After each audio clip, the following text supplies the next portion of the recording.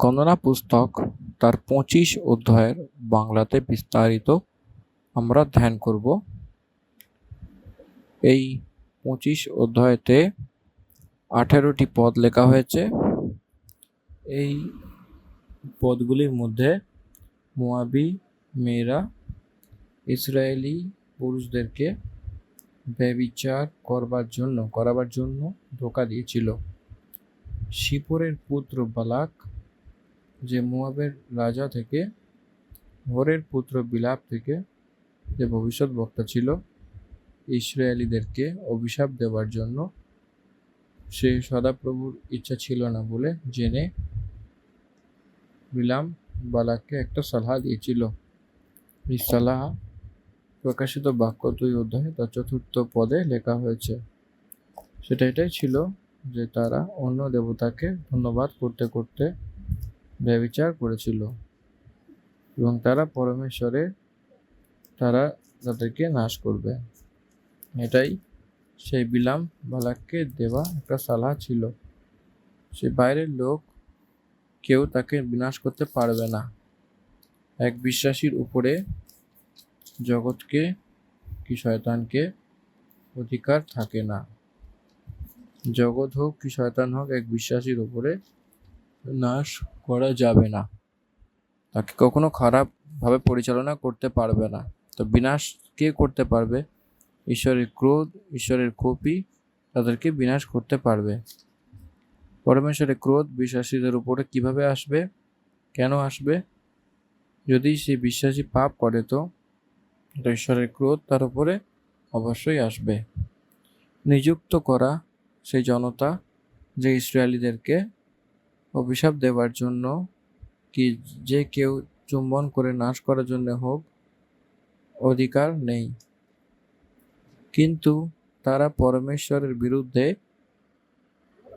অন্য দেবতাকে ধন্যবাদ করে এবং ব্যভিচার করা, এই 2টি পাপ করেছিল। তারা নিজেরা পরমেশ্বরের ক্রোধকে পাবে। এই কারণে তারা তাদের নিজেদেরকে খারাপ করছিল।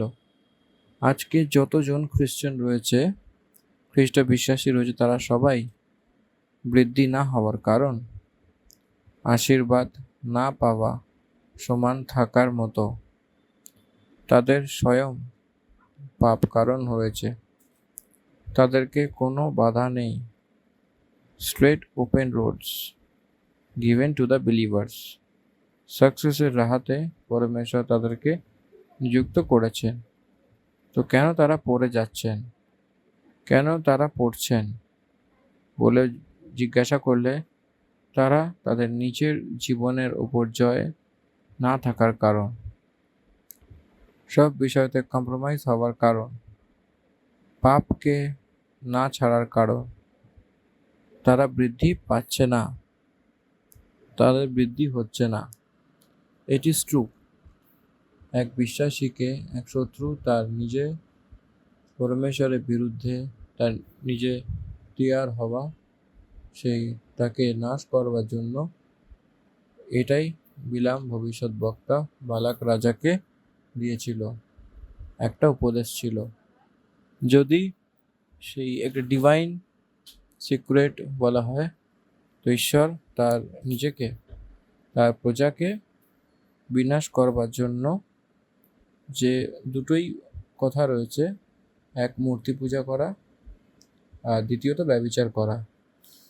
কেন, কি, কোথায় থাকলে এই 2টোই, এক ঈশ্বরের কাছে কমিটমেন্ট আর অন্য মানুষদের কাছে কমিটমেন্ট, সেইভাবে হয়।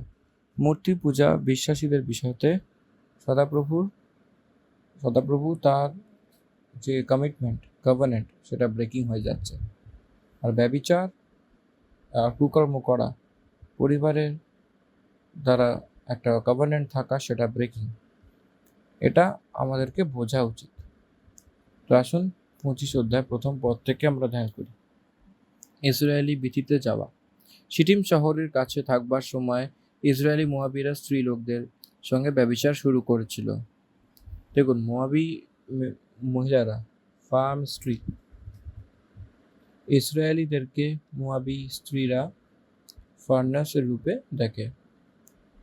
যে বিদেশি পরদেশি মন এই লোকদের ভিতরে আসে, তো তাদের সঙ্গে কুকর্ম করা শুরু করেছিল, ব্যভিচার করছিল। সেই স্ত্রীলোক এই লোকদের কোন রীতিতে অ্যাট্রাক্ট করছিল দেখলে এখানে সেটা বিষয়ে বলা আছে। আর যখন সে স্ত্রীরা তাদেরকে তার দেবতার তাদের নিয়তা দিয়েছিল, তখন তারা সেই দেবতাকে ধন্যবাদ করতে লেগেছিল। They invited them for their festivals. আপনাদেরকে কোরিন্থীয়দের কালচারে অনেকবার বলেছি, আবার একবার রিপিট করব।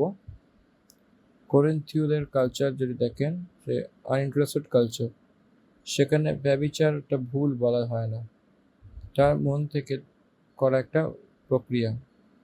এই জন্যে কেউ কারোর সঙ্গে যেতে পারে, সেখানে কোনো বাচ্চা নেই, আইন কানুন কিচ্ছু নেই, ইচ্ছে অনুসারে করবার একটা প্রক্রিয়া, তার জন্য বাচ্চা কিছু রাখেনি তারা।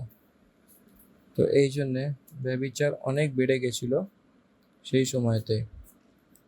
সেরকমই এখানে সেই সময়তে অন্য লোকদেরকে একটা নিয়ম কানুন ছিল না, অন্য লোকদের তাদেরকে এক নিয়ম কানুন আর বাচ্চা ছিল না। There is no covenant in the families.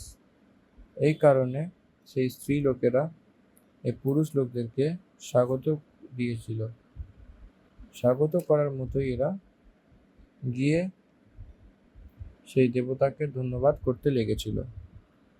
শুধু এই লোকেরা না, এর থেকেও বেশি যাদের জ্ঞানী বলা হয়, যেমন সুলেমান, সে নিজে গিয়ে দেবতাদের কাছে কি ধন্যবাদ করেছিল, যে পরমেশ্বরের কাছ থেকে জ্ঞান পেয়ে যে মহান বলা হয়েছিল সেই ব্যক্তি অন্য স্ত্রীলোকদেরকে বিবাহ করার পরে তার মন তারা বদলে দিয়েছিল, তো সেই দেবতাকে ধন্যবাদ করতে লেগেছিল বলে লেখা রয়েছে। ফর দিস রিজন ইসরায়েলি পুরুষরা মুয়াবি নারীদের যে ইনভিটেশনকে তাদের ফেস্টিভ্যালসে গিয়ে তাদের সঙ্গে কুকর্ম করতে লেগেছিল। তারা যেটা বলেছিল তাদের কথাকে কমজোরি হয়ে তাদের দেবতাকে ধন্যবাদ করেছিল। এই দুই অ্যাকশনস পরমেশ্বরের বিরুদ্ধে ছিল। এই ইসরায়েলি ভলপুর দেবতাদেরকে জিজ্ঞাসা করতে লাগলো, তখন সদাপ্রভু ক্রোধ ইসরায়েলের ওপর বাড়তে লাগলো। God is jealous. সদাপ্রভু এরকম কার্যকে সম্মতি দেন না। আমি আপনাকে পতির জায়গায় রাখি। বিবাহের জীবনে স্বামী স্ত্রী এক অপরকে পার্সোনাল কভানেন্ট করে, সেটাকে ব্রেক করলে ক্যারেক্টারলেস হয়ে যাবে। এই জন্যে ক্যারেক্টার যা রয়েছে সেই স্বামী স্ত্রী তাদের শপথকে, তাদের কভানেন্টকে ব্রেক না করে বাঁচিয়ে নেয় নিজেদেরকে, তাদের শরীরকে এক অপরকে দিয়ে একটা কভানেন্টের বিষয়তে তারা তার নিজেদের কথাকে উল্লঙ্ঘন করে না।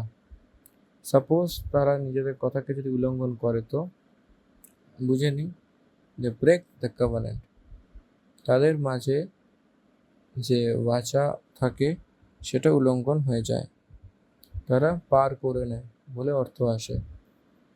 এখানে পরমেশ্বরের ক্রোধ এই জন্যে বেড়ে উঠেছিল, পরমেশ্বর কভানেন্ট ব্রেকার্সদেরকে শিক্ষা দেয়, সাজা দেয়।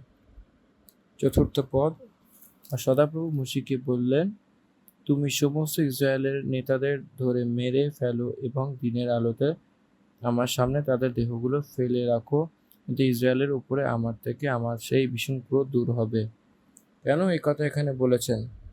যে সেখানে প্রধান লোক রয়েছে, তারা রেসপন্সিবিলিটি নিচ্ছিল 50, 100, 1000 এই লোকগুলোকে রেসপন্সিবিলিটি দিতে দিতে এসেছে।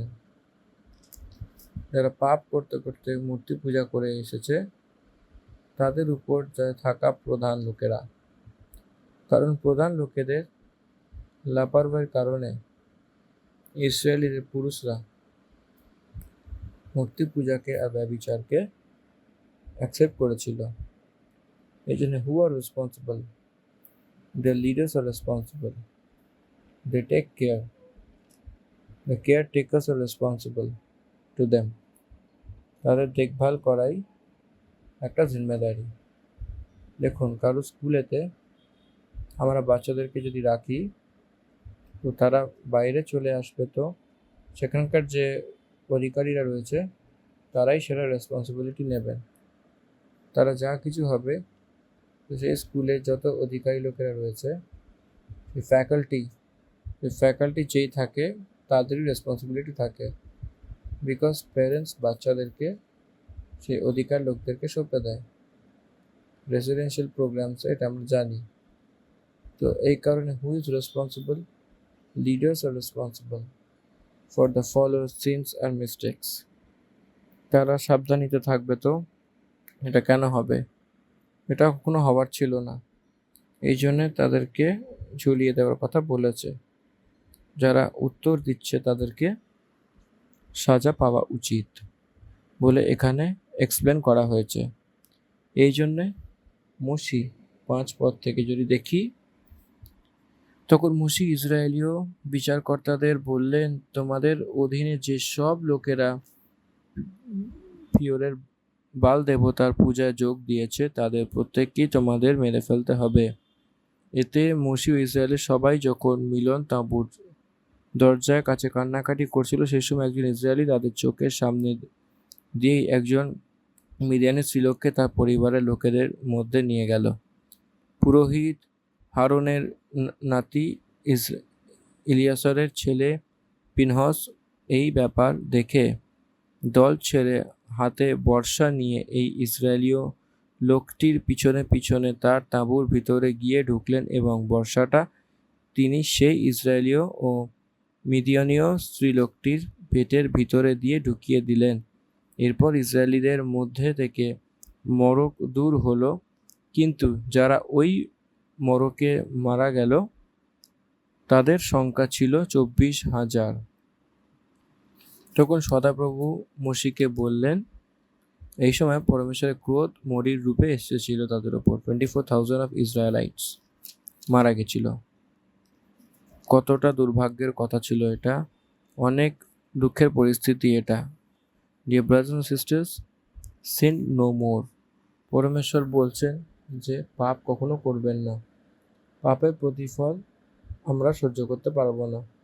পরমেশ্বরের ক্রোধ নিজের ওপর ভরকে উঠবে, এটা আমাদেরকে চিন্তা ভাবনা করতে হবে। নিউ টেস্টামেন্ট বিলিভার্সকে পরমেশ্বর যোহন লিখিত সুসমাচার 8 অধ্যায়তে যে ধরা পড়েছিল যে স্ত্রী ব্যভিচারে, সেই স্ত্রীকে রিলিজ করতে করতে বলেছিল সেই কথা এটাই যে, হে নারী, তুমি পাপ করো না, যাও বলেছিল। সিন নো মোর, পাপ করো না। It is the commandment of god after providing further gift. 24,000 লোক মারা গেছিল। যখন এলিয়াজারের পুত্র ফিনহাস, যে হারন যাজকের পোতা ছিল, নাতি ছিল, বর্ষা দ্বারা তাদেরকে মেরেছিল, তখন মরি রুকে গেছিল। গডস অ্যাঙ্গার সিজড, সেই মহামারী আটকে গেছিল। কারণ কি? তার প্রায়শ্চিত্ত হয়েছিল এই জন্য। তো তার জন্য উপহার কি আছে দেখেছিল। তখন সদাপ্রভু মুশিকে বলল যে পুরোহিত হারনের নাতি অর্থাৎ ইসরায়েলের ছেলে পিনহস ইসরায়েলদের উপর আমার ক্রোধ দূর করেছে। ইসরায়েলিদের মধ্যে সে আমার পাওনা ভক্তি সম্বন্ধে আমারই মতো আগ্রহী। তাই আমার পাওনা ভক্তি সম্বন্ধে আমার গভীর আগ্রহ থাকলেও আমি তাদের শেষ করে দিইনি। সেই জন্য তুমি তাকে বলো যে আমি তার একটা মঙ্গলের ব্যবস্থা স্থাপন করছি। সে তার ঈশ্বরের পাওনার ভক্তি সম্বন্ধে আগ্রহী হয়ে ইসরায়েলদের পাপ ঢাকা দেওয়ার কাজ করছে বলে আমি তার জন্য এমন ব্যবস্থা স্থাপন করছি যাতে পুরোহিতের পদ তার আর বংশধরদের মধ্যে চিরকাল ধরে থাকে। এখানে ধ্যান দিয়ে দেখলে এক ব্যক্তিকে মারার কথা এখানে শুধু বলা হয়নি। আমি যেরকম জেলাস হয়েছি সেরকমই সেও জজলাট, সেই আমার জেলাসিকে আটকাবার জন্য সে সহ্য করতে পারেনি। ফিলোহাস, যেরকম আমি 24,000 লোককে বর্ষা দিয়ে মেরে ফেলেছি, সেই অ্যাঙ্গার ফর রাইচিয়াস পারসনস, ধর্মীদের জন্য সেই লোকেরা তাদের রূপে ফিলহাস দেখাচ্ছে এখানে বলে বলছে। এই জন্যে বলছে ইসরায়েলের মাঝে আমার সেই একটু জ্বলন উঠেছিল, সেখানে আমার জ্বলজ্বলা আটকে ওপর থেকে এখন অবধি দূর করেছিল, যে আমি সেই জ্বলে তার অন্তর করে দিইনি। এই জন্য তুমি বলে দাও যে আমি তাদেরকে শান্তির বাচা বাঁধবো, আর সে তার জন্য ও তার বংশের জন্য সদার যাজক পদের বাচা হবে। ভেরি ইম্পর্টেন্ট, সদার যাজক পদ হবে। হারুনের পুত্র এলিয়াজারের, হারুনের পোতা নাতি এলিয়াজারের পুত্র ফিলহাস, তার ফ্যামিলি। আনটিল জিসাস কামস, যীশু খ্রিস্টের প্রথম আগমনে জগতের যতক্ষণ না আসে ততক্ষণ তারাই প্রধান যাজক তার রূপে চলবে। তার এক ফ্যামিলি, হাই প্রিস্ট, প্রধান যাজকের জন্য এই রীতিতে পরিবারের মধ্য থেকে আসবে। সেই শান্তির বাচা হবে এবং সদার বাচা হবে। তার সন্তানের পরমেশ্বর দিয়ে দিয়েছেন, কারণ সে তার নিজে পরমেশ্বরের জন্য জ্বলে উঠেছে এবং তারা ইসরায়েলিদের জন্য প্রায়শ্চিত্ত করেছিল। সদাপ্রভু কাকে কি করে, কাকে দেখে যদি বলে তো তার মতনই মন যাকে থাকে সেই লোকদেরকে পরমেশ্বর ভালোবাসেন। যে ইসরায়েলি পুরুষ মিদানের স্ত্রীর সঙ্গে মারা গেছিল তার নাম জিমরি ছিল। সে আসলে পুত্র সিমনীয় মধ্য থেকে তার পিতরের ঘরানার প্রধান ছিল। আর যে মিদানের স্ত্রী মারা গেছিল, সে মারা গেছিল তার নাম কোচবি ছিল। সে সুরের কন্যা ছিল, যে মিদান পিতরের এক ঘরানের লোকদের প্রধান ছিল। মিদানির গোত্রের মধ্য থেকে মিদানি পিতরের এক ঘরানের প্রধান ছিল এক লিডার। এক লিডারের ডটার ছিল সে কোচবি। তবে সদাপ্রভু মসিকে বললেন মিদানীয়দের সেই শতাও আর তাদেরকে মারো, কারণ পরের বিষয়তে আর কোচবির বিষয় সে তোমাকে ছল করে বিরক্ত করে। কেউ এক মিদানি প্রধানের কন্যা আর মিদানীয়দের জাতি বোন ছিল, আর সে মরির দিনে সেই হোরের সে মামলাতে মারা গেছিল। মিদানি লোকেরা আপনাকে ধোকা দিয়েছিল, এই কথাকে ধ্যান দেবেন। মোয়াবি স্ত্রী লোকেরা, মিদানি লোকেরা এদেরকে ধোকা দিয়েছিল। বেবিচারের কারণে সদাপ্রভু ক্রোধে এরা ফেসে যাওয়ার মতো হয়েছিল। তাদের বিষয়তে বিচার হচ্ছে। 25 অধ্যায়কে আমরা এখানেই সমাপ্ত করলাম। এরপরে আমরা 26 অধ্যায়কে একটু পরে আবার ধ্যান করব। 25 অধ্যায় এখানে সমাপ্ত হলো। ধন্যবাদ। আমিন। God bless you all.